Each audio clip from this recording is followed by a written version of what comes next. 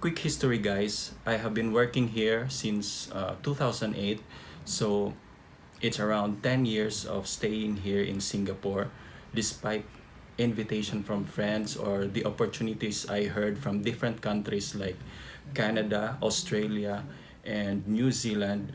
I stayed my ground here because there are lots of things to love here. And the main reason being here is it's a 4 hour flight to the Philippines. So I can just sneak every weekends if I have an event to attend or I have an important or emergency to attend to. That's my best friend.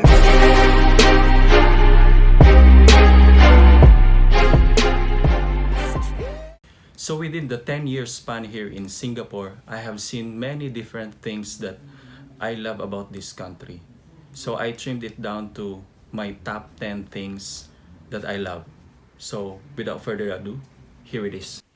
Number 1. Green space. Singapore is one of the greenest cities in the world. More often associated with gleaming skyscrapers, Singapore is Asia's greenest city, with parks and gardens occupying 47% of all land. Compare that to 14% public green space in New York and 29% in Rio de Janeiro.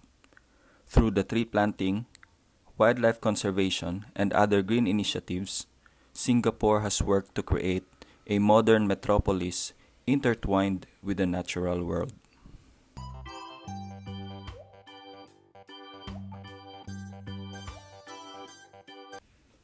Number 2.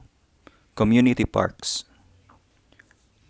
Apart from bigger parks like East Coast Park, there are plenty of smaller community parks that can be found in residential areas of Singapore. These parks can accommodate plenty of activities to the residents living nearby.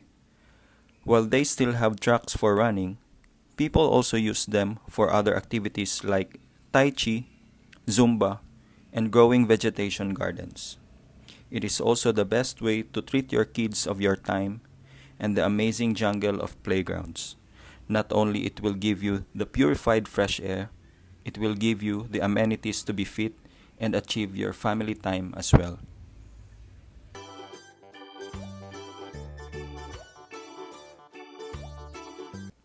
Number 3.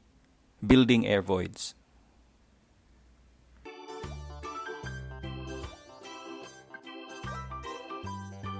Singapore's tropical climate is generally hot and humid throughout the year. Sky gardens and building air voids on the surface can increase the permeability of buildings in Singapore and thus channel airflow to rear blocks. The provision of permeability closer to the pedestrian level is far more important than that at high levels, as it helps to remove pollutants and heat generated at ground level.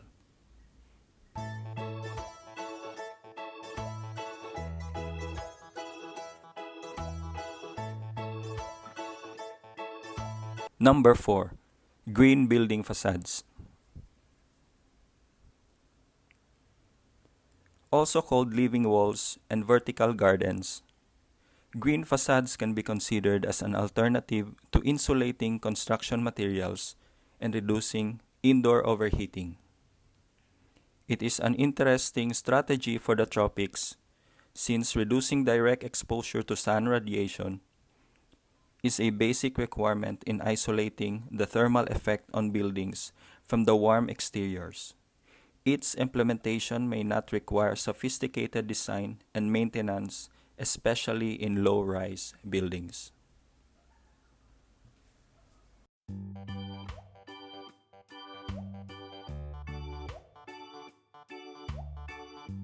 Number 5. Handicap-friendly facilities. In my 10 years here, I noticed that living as a blind here is so comfortable and conducive as elevator buttons and toilet buttons has braille system features. Train stations, sidewalks, and crosswalks have tactile surface indicators, which can be detected with a cane or foot to guide people who are visually impaired. All lift buttons at MRT stations have braille plates. Station names are announced as the train pulls into the station. As the train departs, the name of the next station is also announced. Aside from that, all stations have an accessible elevator service to all levels. Each wheelchair-accessible train has 2 wheelchair spaces. Number 6. The escalator-walkalator etiquette. Basically, escalator or walkalator etiquette is keeping yourself to the left side if you're not in motion and using the right side if you want to keep going. This routine is helping a lot of people, especially workers, during rush hours, though it is chaotic to see a congesting crowd during the busy hours, but it is an organized chaos. However, nothing is perfect in this world. There are still public offenders to this etiquette. Probably they are tourists in Singapore, and the others are just plain stupid. Number 7. Outdoor fitness amenities.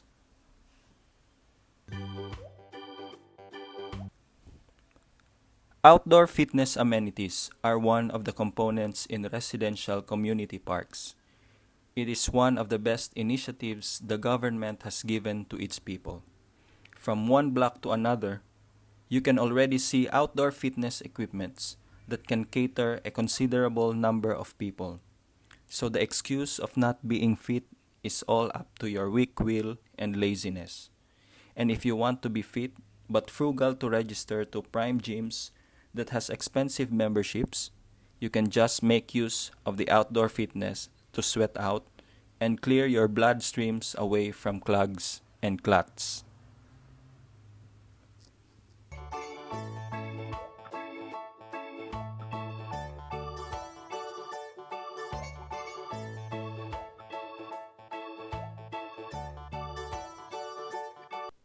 Number 8. Sheltered walkways. When it rained, some employees and students were late while waiting out the rain at void decks or bus stops. Others turned up soaking wet, having run the distance that's not covered by sheltered walkways. But since sheltered walkways leading to school gates and offices were built, the workers and students turning up on time on rainy days. The walkways have been built in the past 5 years under the Land Transportation Authorities or LTA Walk to Ride program. Number 9. Reserving table for dining. It is common to reserve a table at hawkers or any dining venues by leaving a personal item on the tabletop, a practice called chopping in Singlish. The most common item used to reserve a table is packets of tissue.